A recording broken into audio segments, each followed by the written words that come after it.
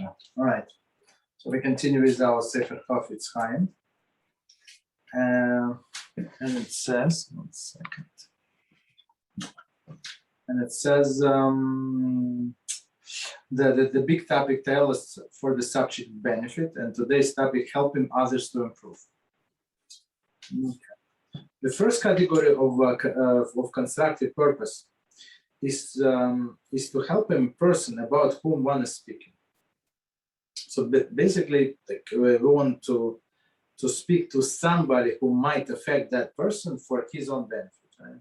There is a tendency among many to ignore the misconduct of others in favor of live and let live. So that's what many people do. They just pretend they do not see, right?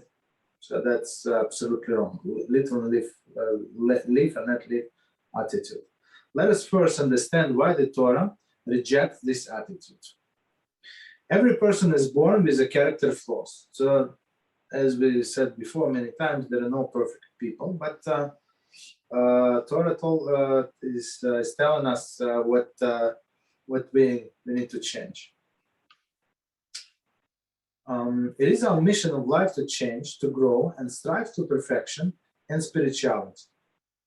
We all want to rid ourselves of our imperfections. People do want to be good. What makes life so challenging is that negative character traits are blinding, right? So everybody wants to be good, and everybody perceive themselves as good or very, very good, right?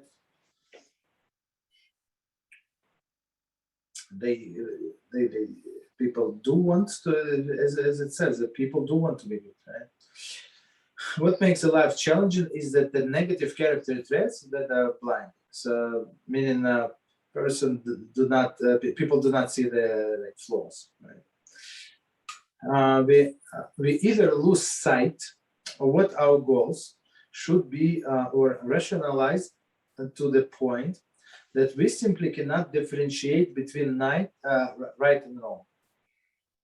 One of the greatest gifts Hashem has blessed us with is companionship. Friends, family, people around us who are close enough to care, close enough to care. Yet distant enough to be objective. So meaning friends, family, right, people around us, they're close enough to care. So meaning that they're going to tell us something that they think that we're doing wrong, right? And on the same time to be objective. To abstain from speaking up and offending one another, and offending one another reproof, and guidance amounts to deprive one another of one of the most valuable tools for professional growth.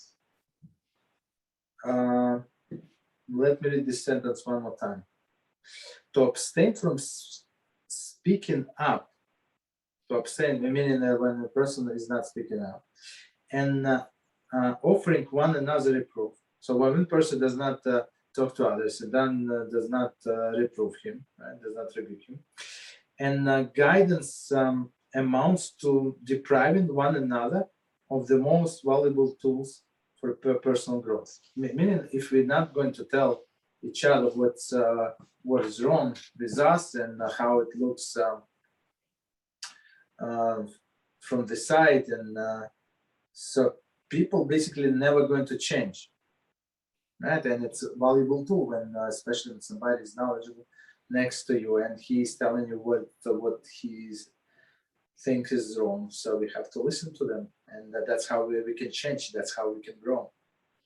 We must get involved, and when necessary, even enlist the involvement of the others in helping people through the struggles in life.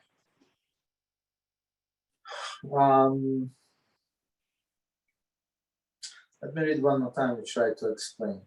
We must get involved, so meaning volunteer, so even if they're not asked, right? Get involved, and when necessary, even enlist the involvement of others in helping people through the struggles of life. So sometimes our expertise, our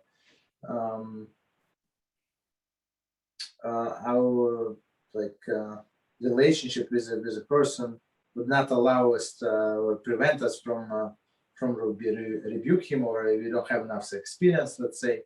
So sometimes we need to get involve somebody else, right? But why? As we started, because we care, because we want to help that person. Remaining silent when reproof is called for is not Shmiras Haloshon. It is depriving one's fellow of his lifeline to self-improvement. So it's very nice, right? I'm going to read one more time, we explain. Remaining silent when reproof is called for. So when a person, he knows, he understands. So when he goes like this approach, right, is not Shmiras Haloshon. It is depriving one's fellow of his lifeline in a self-improvement. So basically, it's not like you respect the person or something. So you actually like you remove from a chance, you're taking away from him a chance to ever change. As a thing. Okay. So yeah. Rabbi. Yes. Question. I think it was the Baal Shem Tov who said that, let's say when you see something bad in another person, right? You're looking in a mirror or something like that, correct? Yeah. Yes. Yeah. But my question is, when do we say that, and when do we say when a person rightfully judges someone that he's not doing correctly? Okay, so you're asking what is the difference if I see this issue with him, so maybe I have the same issue, correct? That's what you asked. So should I rebuke him, or should I not rebuke him? Right? That's the question. Exactly, because what's it called? Sometimes, because if you judge a person too harshly, wrongfully, for example, Hashem will judge you the same. So when do you know how to judge? No. One second. You're not judging anyone. You're not judging anyone. That's how we started today. Whatever you do, you're trying to do for his good. I understand. You're trying to help the person. It's not like you're against anybody, against the person. The opposite issue, for example, me personally, if I do not care about somebody, I would keep quiet. I would not tell him how wrong is he. But if I care about someone, so I would tell him even some minor things. Not very small, but I will try to tell him. Why? Because I care. You understand? That's a big difference. Understand.